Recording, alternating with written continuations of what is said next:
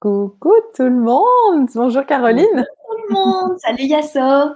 Ah, comment vas-tu? Je vais super bien. On est Toi ici pour aussi? parler des entités. Oui, oui, oui! Oui, on est ici pour parler de la classe Parler aux entités, des expériences avec les entités. Et bon, tu avais déjà posté hier comment toi aussi tu l'emploies en tant que psy. Donc peut-être que je vais commencer à te demander, en fait, cette classe, elle a créé quoi dans ta vie? Ok. Alors ça, disons, elle a vraiment ouvert mon monde personnellement. La manière dont je captais des choses, que je faisais pas du tout le lien avec que je pouvais peut-être éventuellement pouvoir capter aussi des présences ou des choses que que je ne pouvais pas voir.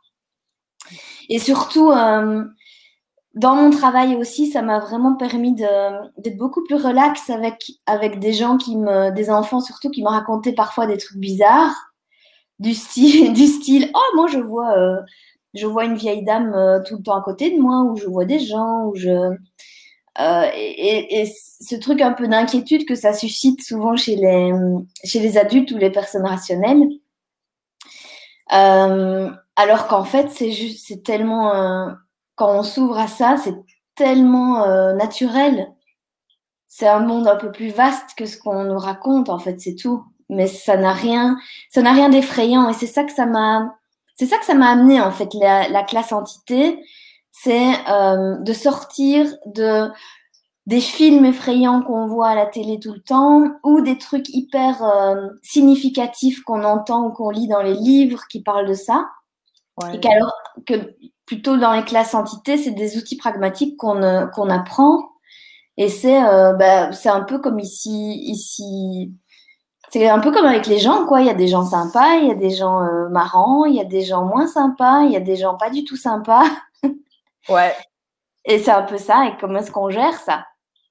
Et comment est-ce que toi, maintenant, parce que voilà, tu dis, il y a des enfants qui viennent chez moi, qui voient des trucs, est-ce que ça t'a aussi apporté de l'aisance pour gérer ça avec leurs parents Oui. ou les adultes qui leur entourent?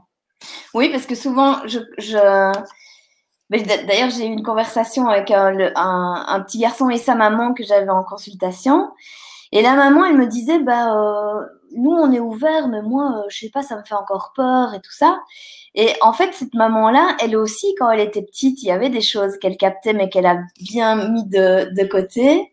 Et peut-être ça donne aussi la possibilité aux parents de re-questionner un peu tout ce qu'ils ont muré à l'intérieur et Wow. de rouvrir aussi ça. Donc aussi de soutenir leurs enfants là-dedans, mais de aussi se reconnaître eux-mêmes. Ça, c'est bon pour tout le monde, en fait. J'adore. Ah oui, c'est trop. Moi, je te jure, les classes entités, au début, c'était là où je résistais le plus, en me disant, mais, non, ça c'est trop à l'ouest. Alors qu'en fait, c'est une des classes où vraiment ça a vraiment changé beaucoup, beaucoup de choses. Je sais même pas le décrire,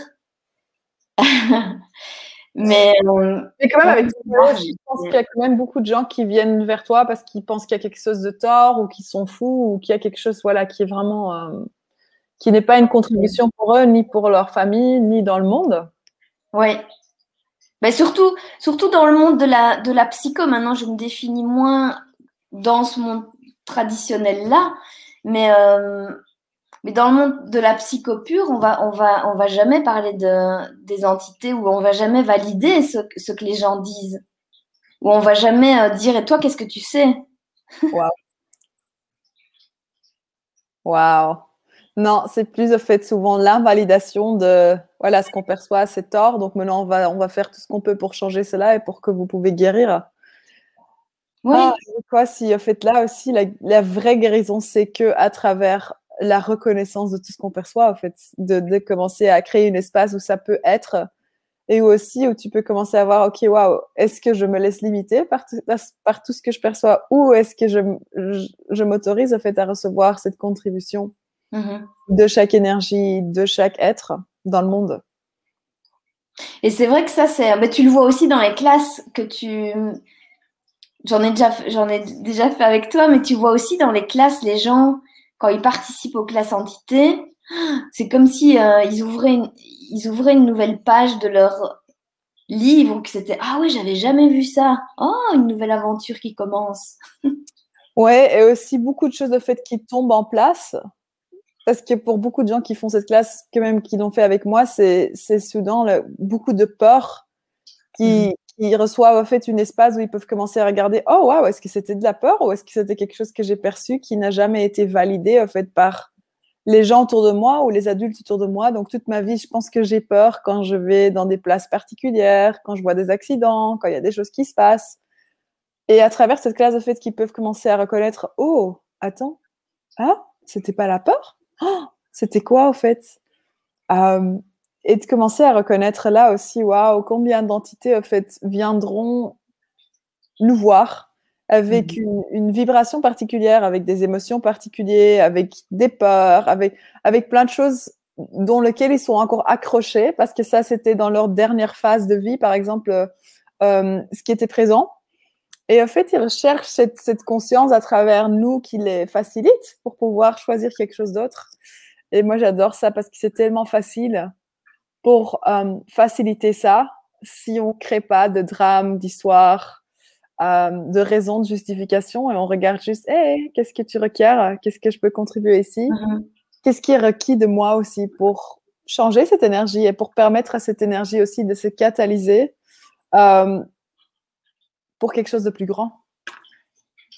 Oui, et puis dans ce que tu dis, il y a aussi, peut-être tu peux en parler aussi un peu plus de quand les gens sont calés ou sont vraiment très présents avec un mort de leur famille ou tu vois, quelqu'un de la famille qui est décédé et qui reste là comme ça, très présent. Et parfois ça peut être hyper contributif, et ben parfois ça peut être vraiment un peu enfermant aussi.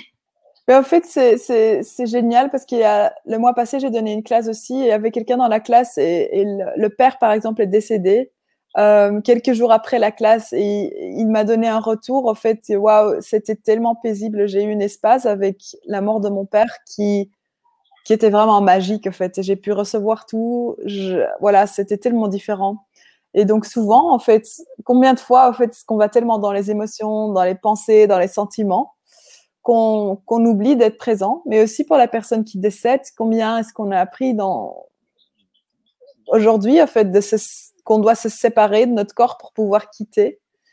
Et avec cet outil, en fait, c'est vraiment d'apporter le choix et de commencer à voir, OK, waouh, mais qu'est-ce qui est possible ici au-delà de la séparation pour pouvoir faire cette transition, en fait, avec aisance. Et d'aussi commencer à voir, il y aura des entités qui restent autour parce que c'est leur manière de contribuer. Et d'aussi commencer à voir, waouh, si moi, j'aurais aucun point de vue à propos de ça. Et je serais prêt à créer un monde inclusif où tout le monde est inclus. Qu'est-ce que je pourrais créer? Parce que ce qui se passe souvent avec les enfants, par exemple, c'est que eux, ils seront conscients que, par exemple, quelqu'un est décédé, mais pas forcément quitté. Mais tout le monde fait tellement de trauma et de drame que l'enfant commence à penser ben, probablement que moi je suis fou parce que en fait je vois la personne ici, elle est là, elle est présente dans la pièce, mais tout le monde prétend comme si la personne n'est pas là. Et donc ce qui se passe souvent, c'est que quand tu perçois les entités, combien de fois est-ce que tu te donnes tort parce que tu perçois des choses que personne d'autre autour de toi perçoit? Et qu'est-ce qu'il faudra en fait pour devenir tellement fort pour que toi tu peux avoir ta conscience sans la nécessité d'être validé pour ce que tu vois, ce que tu perçois, ce que tu sens, même pas la validation de toi-même. Oui, moi j'ai des frissons de fait que tu t'abordes ça parce que ça peut vraiment changer tout le rapport qu'on a avec la mort, avec la vie. Avec chaque énergie, avec tout, en fait. Parce que il y a aucune classe que je connais qui renforce la confiance en soi que celle-ci. Et aussi, aucune classe, en fait, qui invite tellement la puissance à travers le recevoir. Et c'est dingue parce que la classe a tout à fait été renouvelée. Et il y a 2 exercices qui sont énormes. Donc, on le fait vraiment en groupe. Pour augmenter ce recevoir, pour augmenter notre pouvoir, pour augmenter en fait tout ce qui est là, qui peut commencer à ouvrir vraiment des autres portes dans chaque domaine de notre vie. Parce qu'on Oui, peut... ça joue pas que dans le domaine des entités et tout ça, ça ouvre, ça donne confiance dans la vie en général. Bah oui, et aussi de regarder, au fait, est-ce que nous, on est tous des entités aussi avec un corps?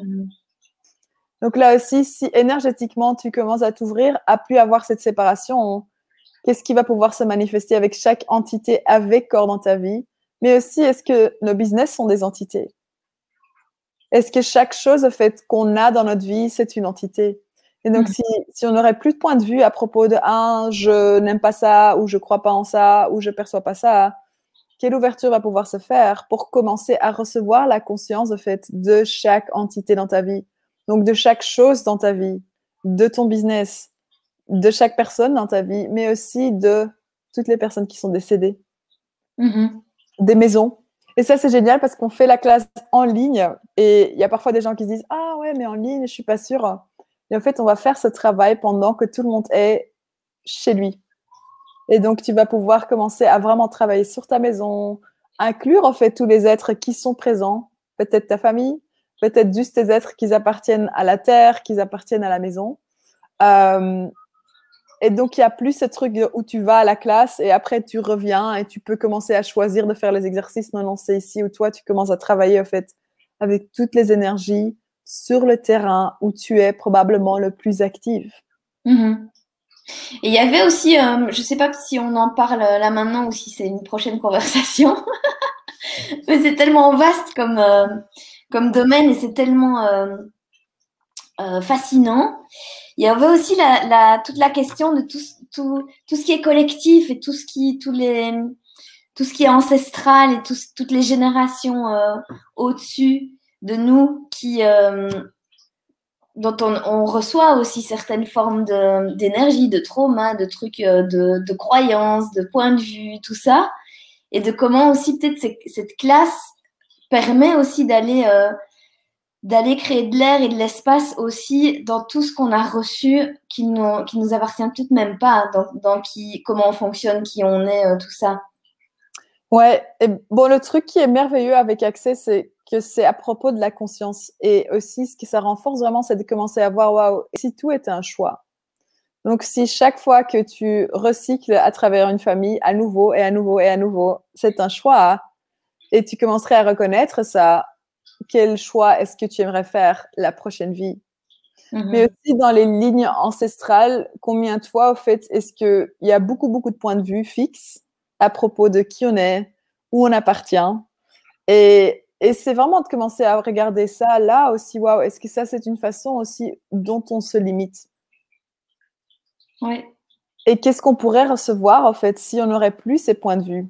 Et moi, j'emploie beaucoup ces outils aussi et quand je voyage. Et oui, quand tu voyages dans certains pays, il y aura vraiment cette énergie ancestrale qui est là, qui est présente. Que si tu ne la respectes pas, ça fonctionnera souvent contre toi. Tu vois, si tu vas voyager dans un pays où tu veux créer des choses, tu veux créer un business dans un pays, il y a des pays où il y a encore vraiment cette conscience de non, non, avant que tu viennes ici, tu demanderas la permission. Et moi, j'adore parce que parfois, j'oublie. Alors, c'est comme s'il n'y a rien qui marche, juste que je demande attends, est-ce que j'ai demandé la permission pour pouvoir créer ici? Et chaque fois quand c'est non, c'est souvent juste reconnaître ça et de dire oh, les gars, pardon, coucou, je suis là. Est-ce que c'est OK pour vous? Est-ce qu'il y a quelque chose que je dois tenir en compte? Et c'est vraiment de commencer à voir wow, quel respect est-ce qu'on peut avoir, mais sans aussi acheter le point de vue qui nous piège, que ça, c'est le seul choix qu'on peut faire. Quoi, si chaque entité qui reste dans une maison, qui reste sur un terrain, qui reste dans un pays, c'est un choix qu'ils fait ou qu'ils font.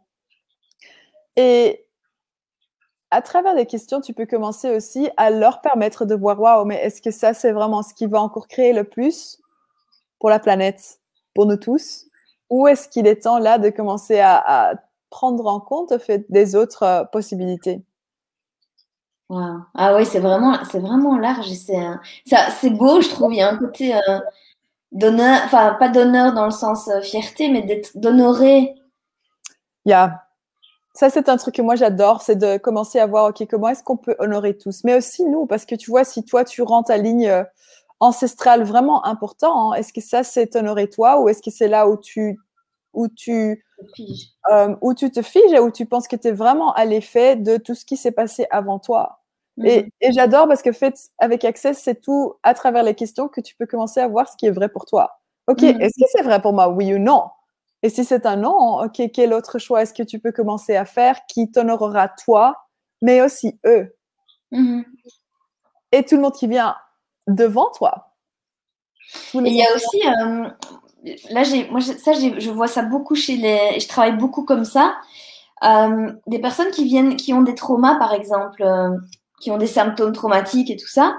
Et en posant des questions, elles commencent à prendre conscience qu'il y a dans leur lignée des gens qui ont transmis comme ça des traumas, ou en tout cas, elles ont acheté ces symptômes-là, ces points de vue-là, et que le fait de prendre conscience que c'est même pas à elles,